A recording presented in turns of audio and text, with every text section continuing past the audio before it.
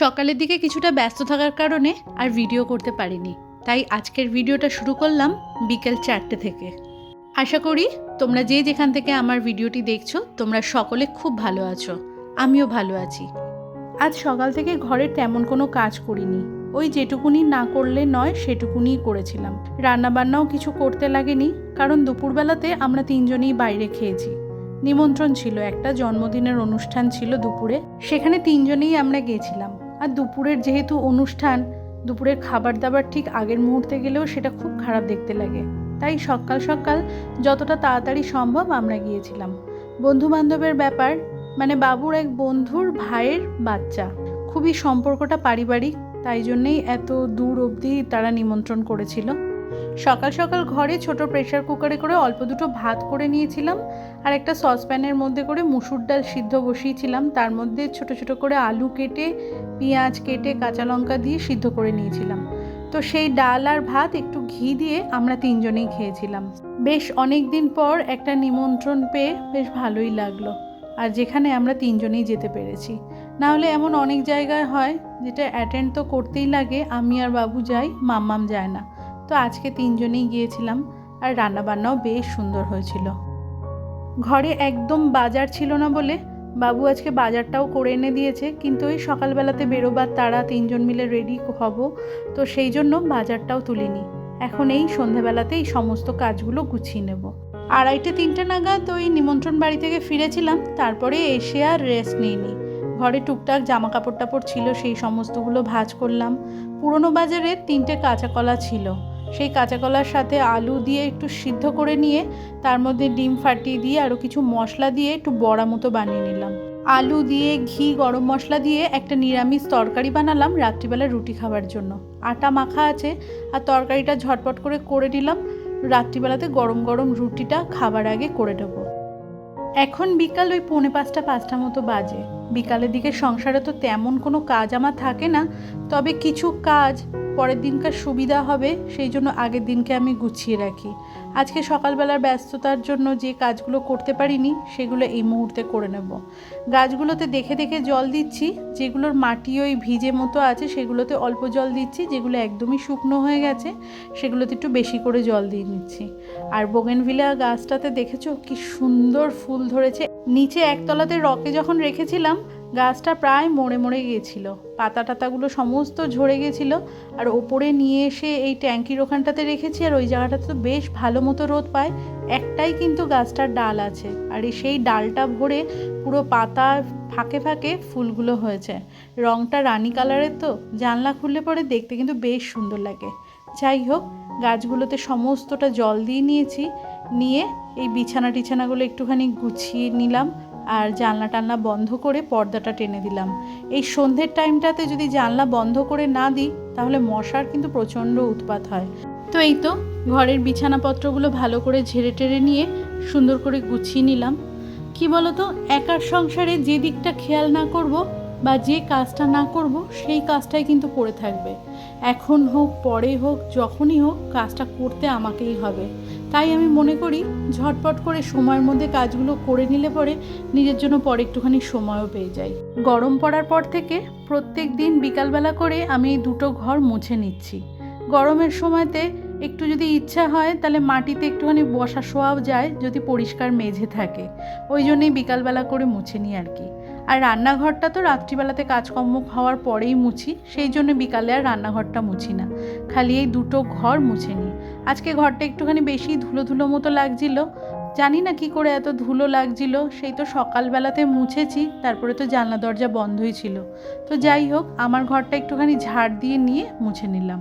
ঘরদোর মুছে পরিষ্কার করে নিয়েছি। এবার এই ছাদের পর্দাগুলো সমস্তটা ফেলে দেব, কারণ লাইট জ্বাললে, যেহেতু 3 তলার ওপরে থাকি, বাইরে থেকে দেখতে খুব খারাপ লাগে। রাস্তার ধারে বাড়ি তো, একদম সরাসরি ওপর দিকে তাকালেই দেখা যায় ঘরের মধ্যে। তো এই পর্দাগুলো ফেলে দিয়ে এবারে সমস্ত লাইট টাইটগুলো জ্বালিয়ে দিয়ে আমি ওই জামা কাপড় টাপড় ছেড়ে ফেলবো, গা হাত পাটা একটু ধুয়ে নেব, তারপরে ফ্রেশ হয়ে নিয়ে সন্ধেটা লাগিয়ে নেব।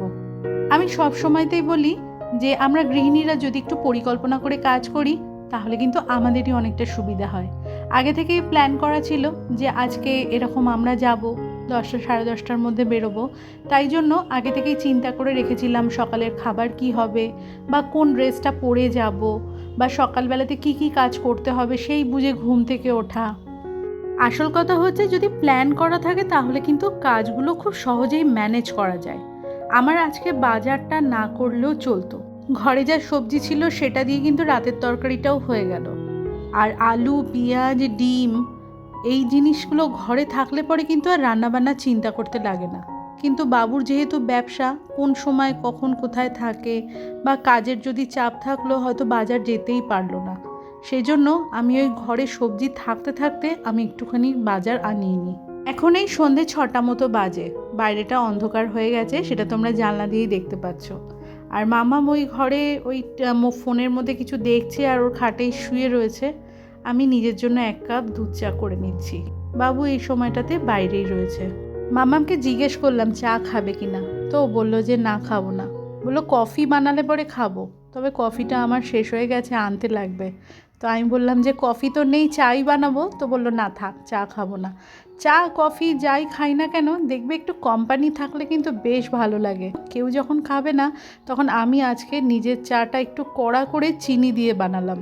চিনি দিয়ে খুব একটা খাই না, ওই মাঝে মধ্যে বলতে পারো সপ্তাহে 1 দিন একটু মন হলে চিনি দিয়ে চা খাই। কী যে ভালো লাগে আর কি বলবো। চা খেয়ে চায়ের বাসনটা আজকে মেজেই নিলাম, কারণ ডিশওয়াশারে তেমন কোনো বাসন নেই। দুপুরে রান্না বান্না হয়নি, দুপুরে ঘরে খাওয়া দাওয়া হয়নি। ওই সকালবেলাতে যেটুকুনি ওই ভাত টাত খাওয়া হয়েছিল জলখাবারে, সেই 2-4টে প্লেট রয়েছে আর কি। আর প্রেশার কুকারটা, সসপ্যানটা এইটুকুনি। আর সিঙ্কে বাসনপত্র থাকলে পরে কাজ করতে ভীষণ অসুবিধা হয়। আমি সব সময়তেই চেষ্টা করি সিঙ্কটা পরিষ্কার পরিচ্ছন্ন রেখে সংসারে কাজকর্মগুলো করতে। এরই সাথে কয়েকটা কমেন্ট পড়ে নিই। তপতি বিশ্বাস দিদিভাই আগের দিনের ব্লগে আমাকে কমেন্ট করেছো, ভিডিওটা খুব ভালো লেগেছে, ভালো থেকো, সুস্থ থেকো। অসংখ্য ধন্যবাদ জানাই দিদিভাই তোমাকে, তুমিও ভালো থেকো, সুস্থ থেকো। OSMFB6IR চ্যানেল থেকে কমেন্ট করা হয়েছে, আপনার ব্লগ দেখতে খুব ভালো লাগে, আমি আপনার প্রতিটা ব্লগ দেখি। থ্যাংক ইউ বন্ধু, আমার পাশে থাকার জন্য, সাথে থাকার জন্য। অনেকটা ভালোবাসা রইল তোমার জন্য। মিতালি চৌধুরী কমেন্টের মাধ্যমে জানিয়েছো ব্লগটা খুব ভালো লেগেছে, রান্নাগুলো খুব ভালো হয়েছে, ভালো থেকো, ভালোবাসা নিও। অসংখ্য ধন্যবাদ জানাই দিদিভাই তোমাকে, তুমিও ভালো থেকো। এরই সাথে জয়িতা মিত্র, তোমাকেও জানাই অনেকটা ভালোবাসা। সন্ধ্যের পর থেকে তো তেমন কোনো কাজকর্ম থাকে না, তবে সকালবেলাতে যদি ব্যস্ত থাকি তাহলে রাত্রিবেলার দিকে কাজকর্মটা সমস্তটা গুছিয়ে নিই, আগামী দিন সকালবেলাতে উঠে তাড়াহুড়োটা না লাগে। সন্ধ্যেবেলার সময়টাতে আমি একটু আধটু টিভি দেখি, গান শুনি, একা একা যখন ঘরের কাজকর্ম করি তখন সাইডে আমার এগুলো চলতে থাকে, তাতে আমার কাজে কিন্তু অনেকটা এনার্জি আসে। কিনেছে টমেটো, কাঁচা পেঁপে, ক্যাপসিকাম, উচ্ছে, পটল, বিনস, মিষ্টি কুমড়ো, বিট, ঢ্যাঁড়স আর গাজর, শসা, আর থলিতে রয়েছে আলু আর পেঁয়াজ। আলু পেঁয়াজের যে ট্রলিটা আছে সেটা বের করে নিয়ে পেঁয়াজগুলোর যে পুরনো খোসা আছে সেটা ছাড়ি পেঁয়াজগুলো রেখে দিলাম, আর আলুটা থলি থেকে একদম সিঙ্কের মধ্যে ঢেলে ভালো করে ধুয়ে পরিষ্কার করে নিচ্ছি। আলুর মধ্যে সব সময়তেই একটা ধুলো ধুলো মতো কিছু থাকে, শীতকালের আলুতে তো শুকনো শুকনো মাটি মতো লেগে থাকে, তো আমি সব সময়তেই আলুটা ধুয়ে পরিষ্কার করে তারপরেই ওই বাস্কেটে দিই।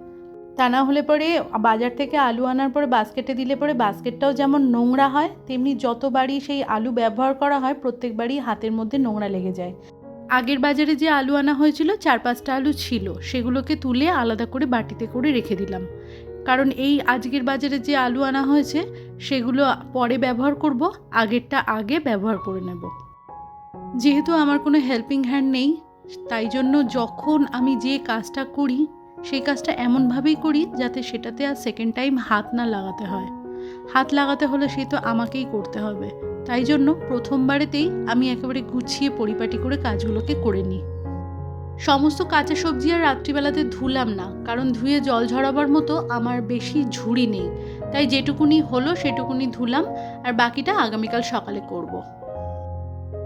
মা মেয়ে 505 চ্যানেল থেকে কমেন্ট করা হয়েছে যে ভিডিওটি খুব ভালো লেগেছে, লাইক দিয়ে দেখে নিলাম।